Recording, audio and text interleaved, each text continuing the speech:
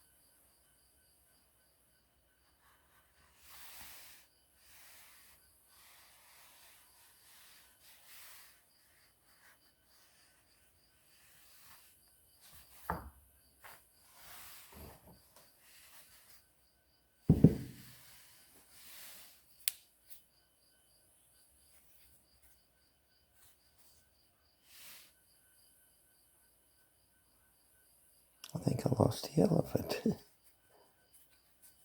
It's there. Oh, there it is.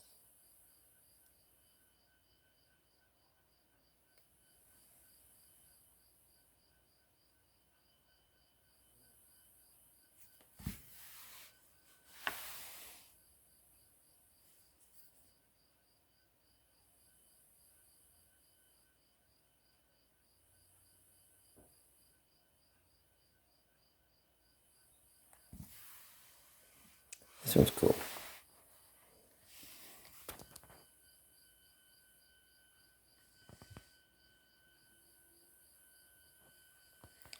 Lots of original paint still on this elephant.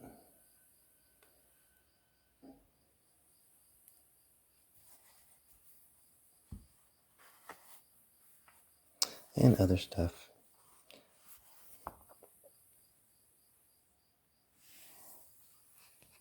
Stone elephants.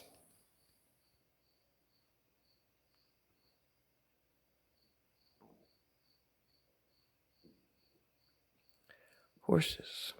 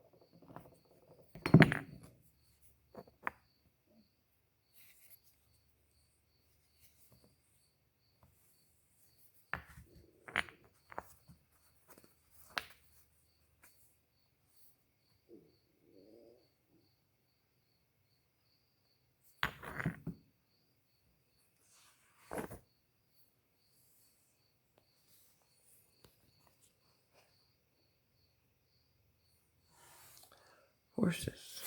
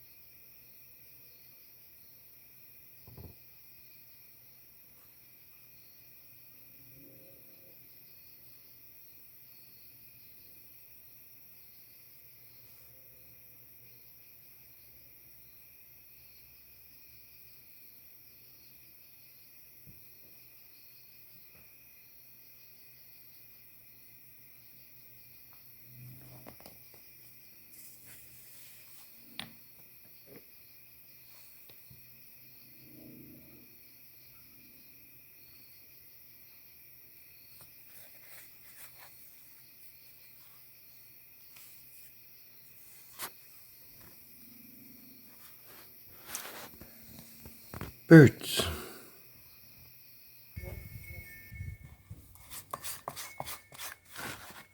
Sand and water and soap and salt. I washed this off with a water hose, and automatically I saw color down in there. Well, I just now covered it up. But anyway, I saw color down in there, and it had the wedge shape. So that's normally an elephant on the wedge shape. And I just want to see if I can see anything awesome. Lots of color. I think there's several images on this stone, but I want to see if that's an elephant, because it looked like an eye through the dirt. Let's go see.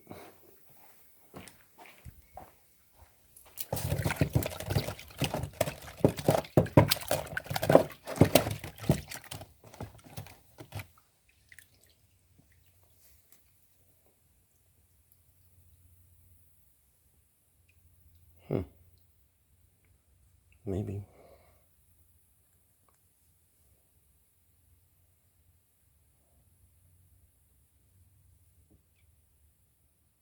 Oh, I see. I guess if the eyes are down low and there's a hump on top, that's a different. There's a couple different ones. There's the ones with the humps on top, and then there's flat ones. I should have been prepared to say something. I'm never prepared to say something. Sure looks like a great big old human face, too. Folks, I'm just kind of turning on to that. I have avoided looking for that particular images because I see so many birds and horses and okay. Bye for now. Good morning, folks. I've had my coffee and I'm going to stumble through this discussion of something I've been studying diligently for 2 whole weeks. So I know nothing. Well, I know something, but I started a new notebook, and I'm going to let my thoughts flow on this subject, and I am. The subject is the human faces that are carved in the stone tools. I am brand new. I see animals. I'll show you lots of stuff. I'll show you birds and all kinds of stuff, fish and whatever. But I have my own reasons why I have not tried to research the human faces in stone. But I'm gonna give it a shot. So let me definitely get more coffee and very likely a cigarette and a cracker. I gotta stop a minute. I'll be back. Folks, this may be hard for me, but I'm not gonna let it. No, sir. First of all, move that. Okay. I think all images are a gift from the stone.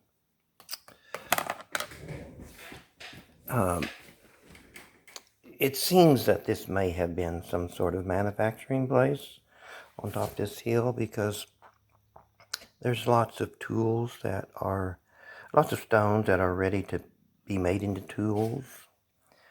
And by my thoughts of how the stone is split up, I find a consistent pattern over and over again. And this is some of them that all have razor sharp edges. Seriously, and you wouldn't want to handle them, but they're ready to make into, I would say, cutting tools, because each one of these is part of a hard stone, no cortex, well, except down here at the bottom. And again, that shows me how the stone was split up. Now let me move this for a second. If someone was willing, a good flint knapper, to take, I'll send them a bunch of stones and do some modern flint knapping, but go for the images that are not so modern. Well, there's a seahorse. But, birds and elephants and different things, and start with this ready to be made stones. I can't do it. I can't break the stone. I can't hit it. I tried it one time and I just got real shaky. I can't knock pieces off that stone. It's like it's hollering or something. But I know that's ridiculous. Folks, definitely upside down. I have been diagnosed many years ago as an INFJ empath. Welcome to my world.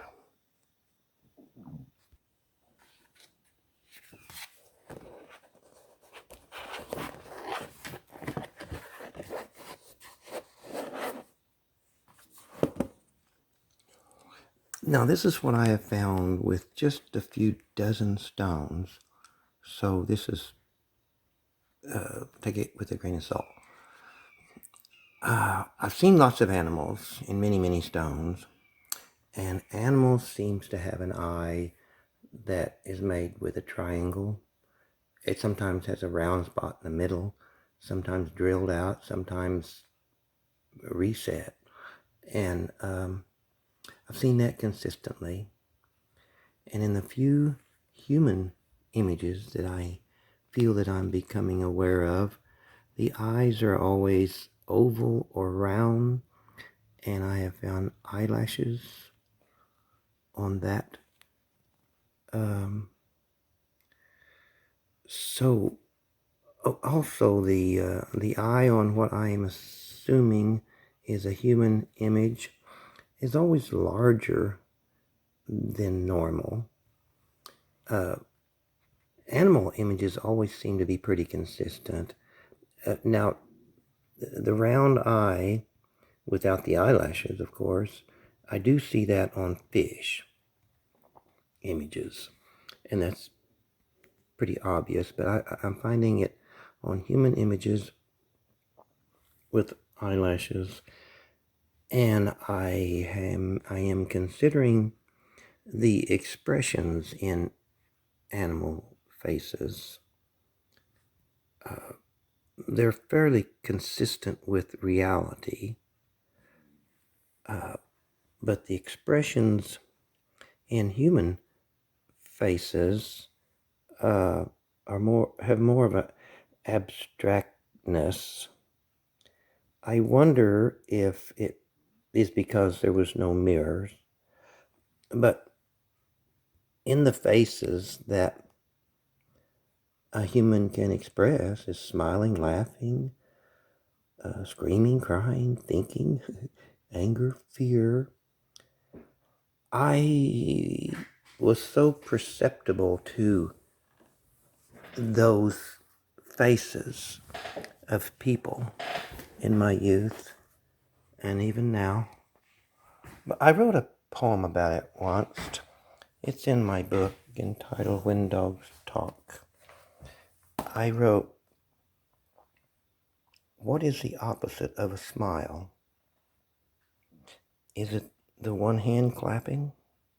I can name a million things I do not know. Would naming them make it so? Little wooden blocks in my place down by the creek, and the first time I saw hair on my feet.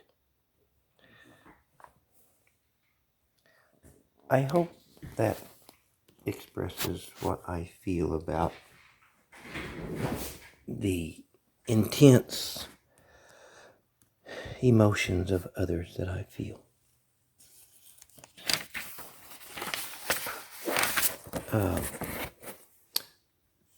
But images of humans on stone, I have not yet found a situation where I might think that they were bald-headed. Not yet.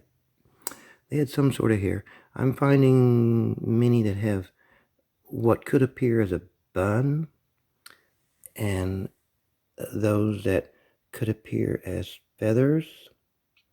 And even with the bun, I sometimes see feathers inside, and the bun itself is a different type of image, looked at from a different way. Let me pause for just a bit. I'll go there one more time. This is an axe.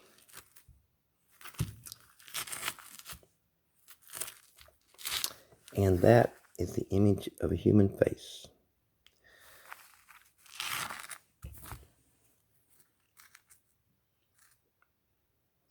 So I have to ask myself, was the axe used and chipped and broken in use, and it just ended up looking like a human face? Well, question number 5. Was it reworked, sharpened, or made into a different type of tool? I would say no, and I'm following the color.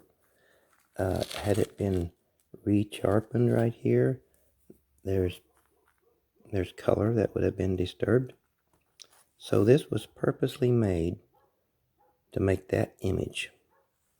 And that shape of the end of an axe does not necessarily make it lose its use. Still going to do the job. And I think that image could stay in there quite a while. Again, it can't be used to hammer on stone. It has to be something else. But I think the human images in stone is really cool. And I'm going to watch others tell me all about it. Bye for now, folks. Have a good day.